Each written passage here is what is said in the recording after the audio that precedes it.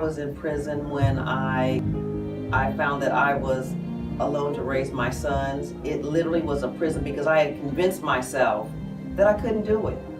I was afraid, I cried a lot, I just felt like I didn't have any friend. I finally resolved myself to lean on him because I didn't have the answers. I didn't have people to turn to that were going to give me the answers or give me the solution to get out of the pit that I found myself in. So all I had, once I sat quiet and stopped listening to all the voices and distractions, was God. And as God does, he's always there. And he showed up and showed out. I'm a child of God, and I want to speak as such, and I want to present myself so it keeps me in bondage if I'm not going to say the right things. I feel like I'm in prison, I'm not free, because I have not set my mind or heart to say the right things. As I continue to study his word and allow him to renew my mind, I am free to say what I need to say it and say it in decently and orderly way. I loved to drink. It was something that I did recreational with friends until when God told me to remove it from my life.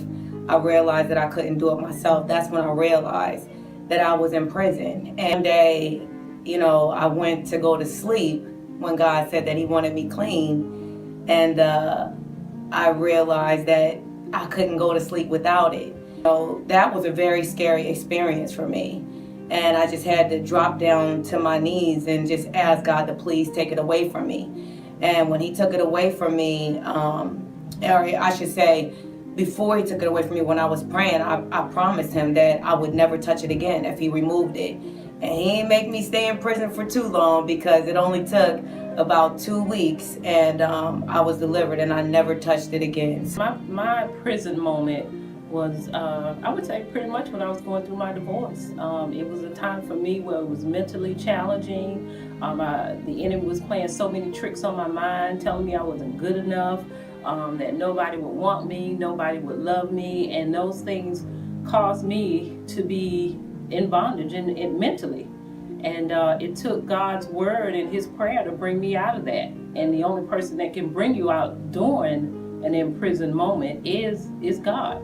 Like if you see me, you see, happy go lucky, burn out and all that, and smile all the time. But I deal with a lot of issues. I've messed up a lot. And the thing is, I guess my prison was more so like a prison of sin or a prison of depression in a sense. In that situation, like if you're in prison, actually in prison, never been before. If you're actually in prison, then I can only assume that it's just a thing about getting out and getting to your release date. But I think in this case, getting to your release date is having that spiritual release, where they say, let go and let God. You have to truly let go, and that's when you get out. That's when you walk out. And you watch a lot of movies and stuff, guys. Man, when I walk out those doors, I'm never going back. And that's pretty much how it is when it comes to this thing. It's like once you walk out and once you get out of that trial, you do your best not to go back. It was when I was 17 years old.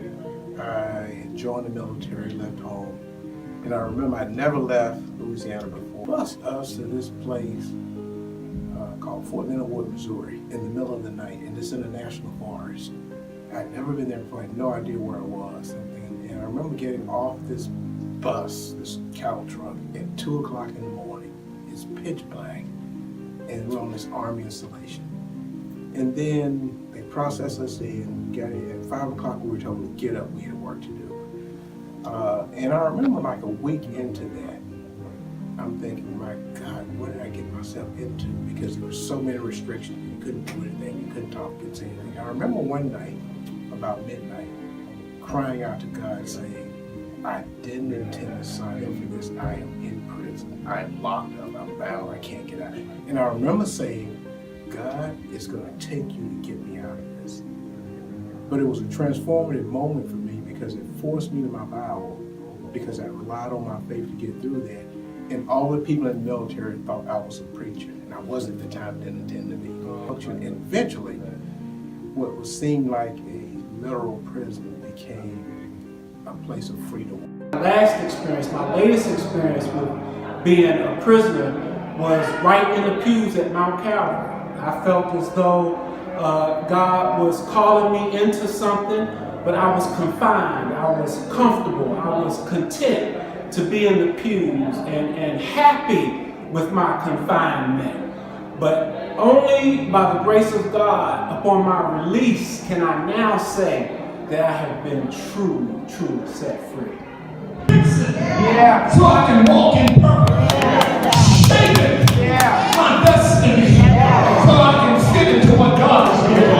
If I don't let him reshape me, I'm going to get the big head. Every now and then, I need something to remind me I need God.